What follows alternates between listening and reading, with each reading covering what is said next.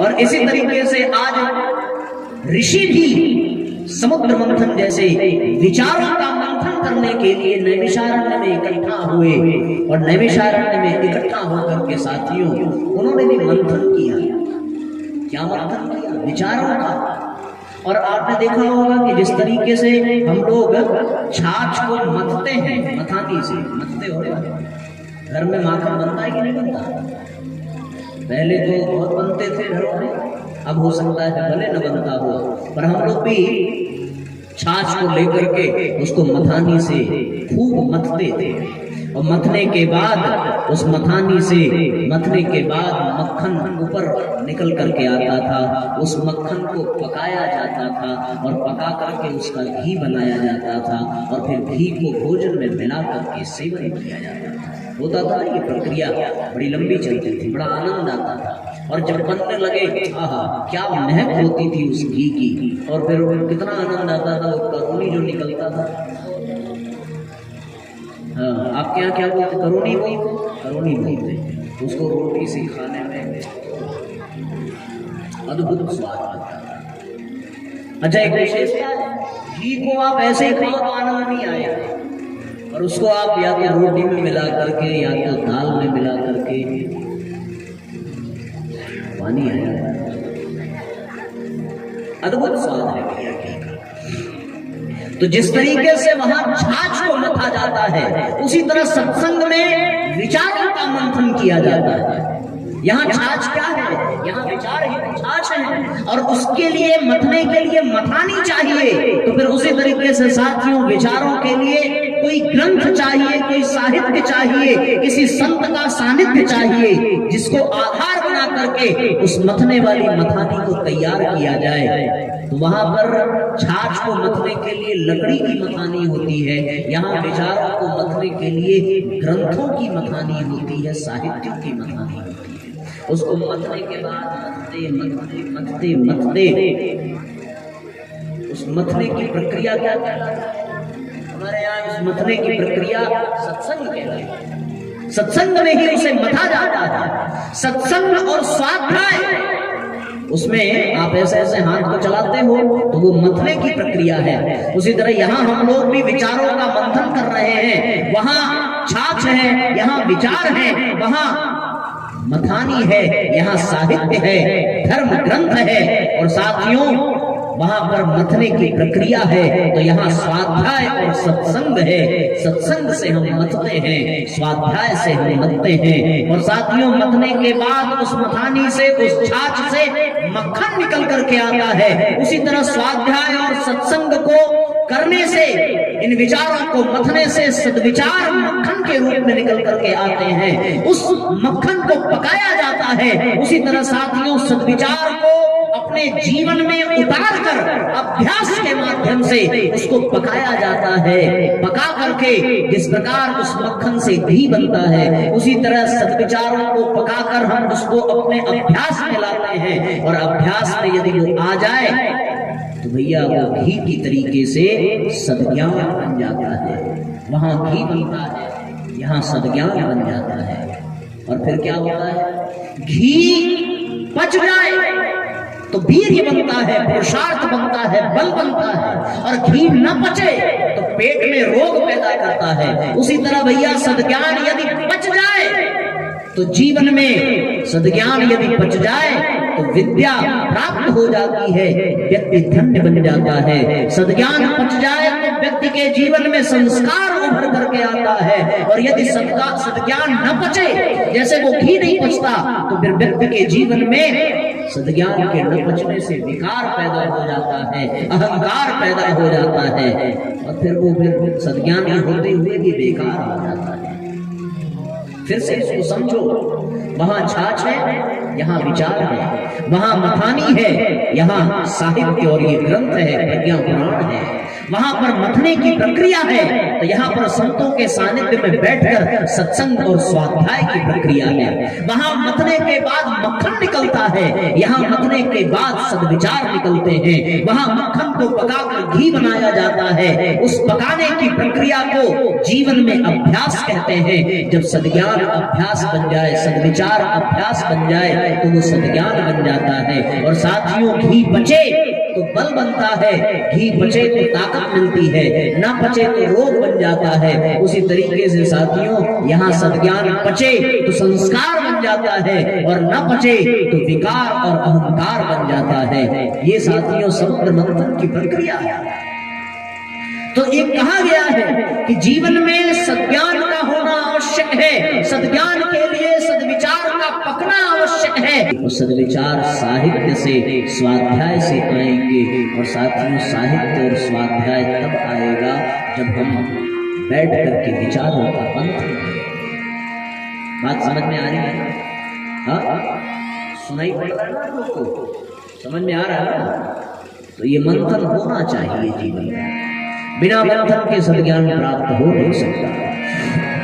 निर्धन धनी, स्वस्थ और रोगी, जिसका जैसा जीवन है केवल मानव के अपने ही विचार के कारण। जिसका जैसा विचार होगा वह उसका व्यक्तित्व वैसा ही बनता चला जाएगा। और विचार मंथन से ही सद्विचार, सद्ज्ञान प्राप्त होता है। तो हम सबके विचार जैसे होंगे हम वैसा ही अपना जीवन बिताएंगे। जिनको इस वक्त सत्संग से महत्वपूर्ण चुनाव लग रहा होगा वो गली गली, मोहल्ले मोहल्ले भटक रहे होंगे। और जिनको सत्संग महत्वपूर्ण लग रहा होगा वो यहाँ बैठ करके कथा का रसपान कर रहे होंगे। समय है, परिस्थिति है, जिसके जैसे विचार हैं, जिनको जिस चीज की आवश्यकता है वो उसके पीछे भाग रहा है और वही वो पा रहा है। यदि आप किसी चोर के पास जाओ तो उसके विचारों में चोरी ही घुसी रहेगी। यदि आप किसी झूठे के पास जाओ तो उसके विचारों में झूठा ही पन ही घुसा होगा। यदि किसी चरित्रहीन व्यक्ति के पास जाओ तो उसके विचारों में अश्लीलता ही घुसी होगी। इसलिए साथियों, जिसके जैसे विचार होते हैं उसका जीवन वैसा ही बनता चला जाता है। और जब विचार, संकल्प, विचार घनीभूत होकर के संकल्प का ले लेते हैं तो साथियों, प्रकृति भी अपने नियमों को तोड़ करके उनके संकल्पों को पूरा करती है, वैसी परिस्थिति को जन्म देती है। आपको जान करके आश्चर्य होगा कि हमारे पूरे 24 घंटे में मस्तिष्क में कितने विचार आते हैं। कभी सोचा आपने? बता सकता है कोई? और शुक्ला जी नहीं बता सकते ना? 24 घंटे में हम लोग सोते हैं तो भी विचार आते हैं और चले जाते हैं, हमें पता ही नहीं चलता। विचारों की गति बड़ी तीव्र है और बड़ी सूक्ष्म है। अभी हम लोग घर से बाहर निकले, रास्ते में किसी के अच्छे मोबाइल में तुरंत विचार आ गया, क्या मोबाइल है। और जैसे ही आगे बढ़े, अब मोबाइल वाला विचार गया, किसी ने सामने से आकर के ठोक दिया, विचार बदल गया, वो भी ठोक जाता है। विचार का ही खेल। थोड़ा आगे बढ़े, साइकिल पंचर हो गई, तुरंत विचार बदल जाएगा, हाय राम अब कहाँ जाए।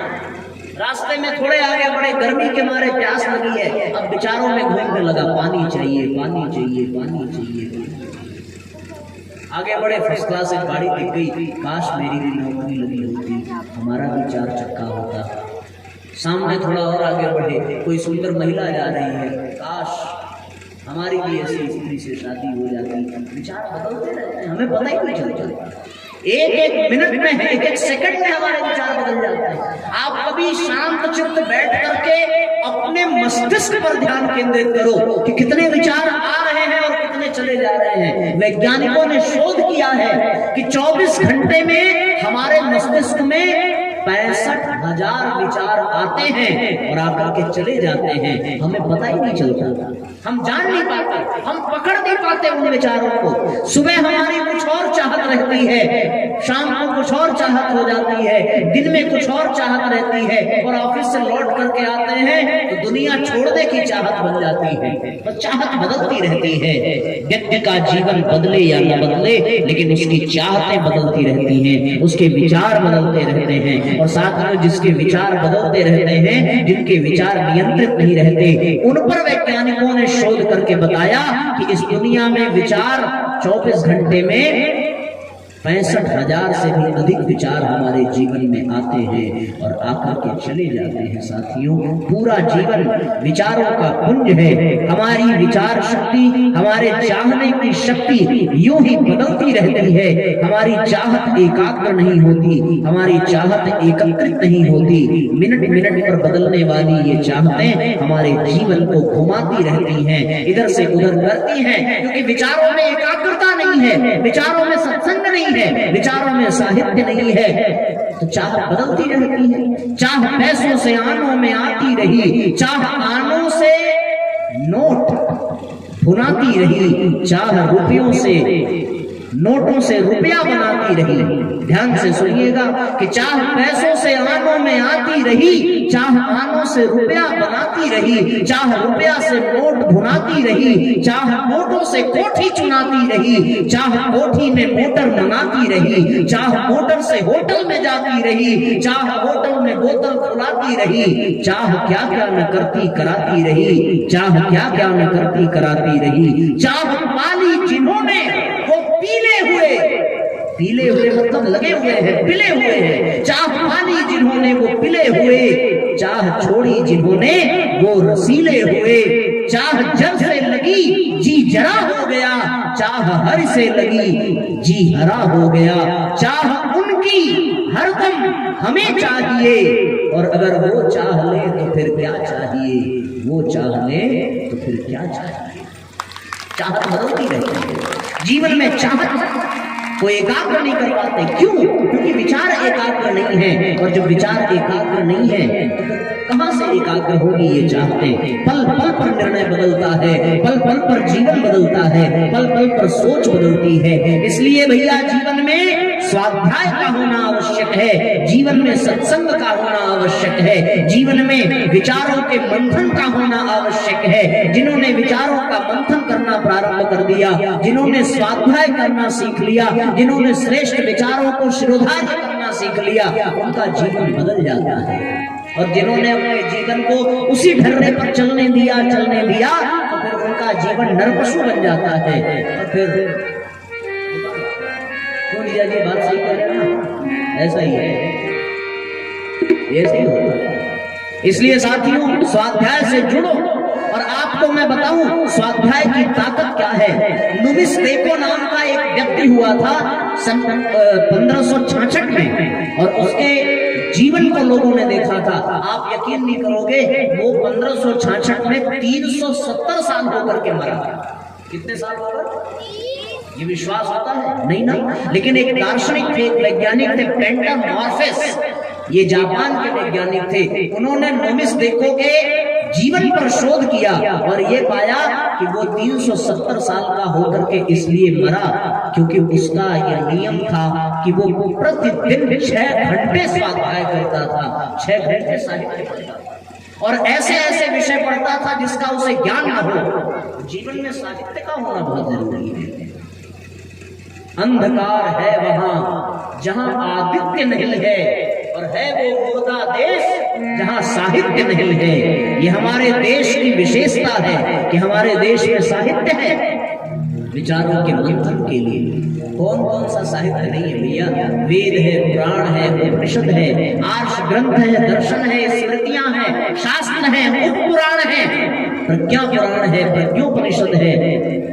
और फिर उसके बाद अनेकों ऐसे साहित्य पढ़े हुए हैं। स्वयं परम पूज्य गुरुदेव ने 3200 से भी अधिक पुस्तकें लिखी। एक व्यक्ति अपने जीवन में इतनी पुस्तकें पढ़ नहीं सकता जितनी पुस्तकें परम पूज्य गुरुदेव ने अपने जीवन में लिख दी, और जीवन के प्रत्येक क्षेत्र के लिए उन्होंने एक पुस्तक लिखी। जो व्यक्ति अपने जीवन को सफल बनाना चाहते हैं उनके लिए सफल जीवन की दिशाधारा पुस्तक, जो हार चुके हैं, जिनके जीवन में निराशा है, हताशा है, उनके लिए हारिए न हिम्मत, जो अपने परिवार को सुसंस्कारिता से भरना चाहते हैं, उनके लिए भावी पीढ़ी संस्कारवान कैसे बने, ये पुस्तक गुरुदेव ने लिखी। जिन्होंने पैसे की कीमत नहीं समझी, तो निर्धन है, गरीब है, उनके लिए परम पूज्य गुरुदेव ने पुस्तक लिखी धनवान कैसे बने। जो अपने जीवन को शानदार बनाना चाहते हैं उनके लिए लिखी जीवन जीने की कला।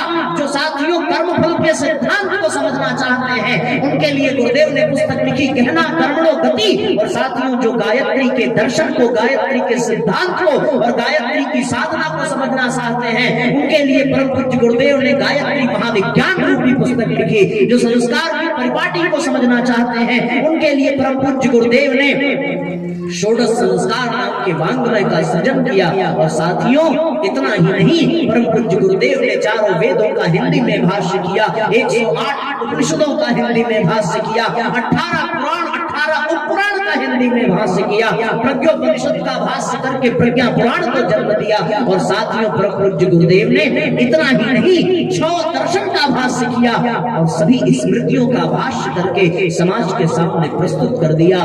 डॉक्टर सर्वपल्ली राधाकृष्णन ने परम पूज्य गुरुदेव के साहित्य को पढ़ करके कहा कि यदि गुरुदेव के साहित्य हमें पहले ही मिल गए होते तो मैं राजनीति में जाने की बजाय गुरुदेव के चरणों में बैठ करके आध्यात्म की शिक्षा ले रहा होता। ऐसा लेखक कौन है जिसने अखंड ज्योति जलाई है और घर घर एक नहीं, 2 नहीं, 10 लाख से भी अधिक घरों में जिनकी पत्रिकाएं जा रही हो, बिना किसी प्रचार के, बिना किसी प्रसार के, जिन्होंने धर्म और आध्यात्म का वैज्ञानिक विश्लेषण किया हो। साथियों, ऐसे लेखक, ऐसे विचारक, ऐसे दार्शनिक, ऐसे संत, ऐसे सुधारक इस दुनिया में दूसरा अभी तक न कोई हुआ है और संभवतः भविष्य में न कोई होगा, क्योंकि यदि होगा तो वही आएंगे, तभी ये संभव होगा। इसलिए साथियों, हम सब परम पूज्य गुरुदेव के साहित्य से जुड़े, हम सब परम पूज्य गुरुदेव के विचारों से जुड़े।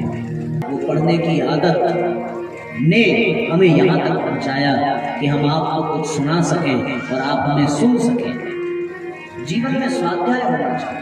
आज भी ज्यादा नहीं, कम से कम इतना तो करें, आधे घंटे स्वाध्याय करें, आधे घंटे अच्छी पुस्तकें पढ़ें। मेरा नियम है, मैं 80 मिनट प्रतिदिन स्वाध्याय करता हूँ और उसके बाद ही सुबह की चाय और शाम का भोजन ग्रहण करता हूँ। ये हमारा नियम है प्रतिदिन। दुनिया के हम किसी भी कोने में रहें, यदि कथा में है तो सत्संग चलता है, और यदि कथा नहीं है तो हम दुनिया के किसी भी कोने में रहें, 80 मिनट प्रतिदिन हमारा स्वाध्याय होता है। क्योंकि हम पढ़ेंगे नहीं तो आपको बताएंगे, पढ़ना जरूरी है। आप सबको खूब पढ़ा करो, पढ़ने से ही मन मस्तिष्क स्वस्थ होता है। जिनको नींद नहीं आती, जो कहते हैं साहब कि रात में बहुत टेंशन है, मस्तिष्क में डिप्रेशन है, वो ठीक आधे घंटे गुरु जी के साहित्य को उठा करके पढ़ना प्रारंभ करें। मैं दावे के साथ कह सकता हूँ कि 1 हफ्ते में उनके डिप्रेशन की शिकायत दूर हो जाएगी।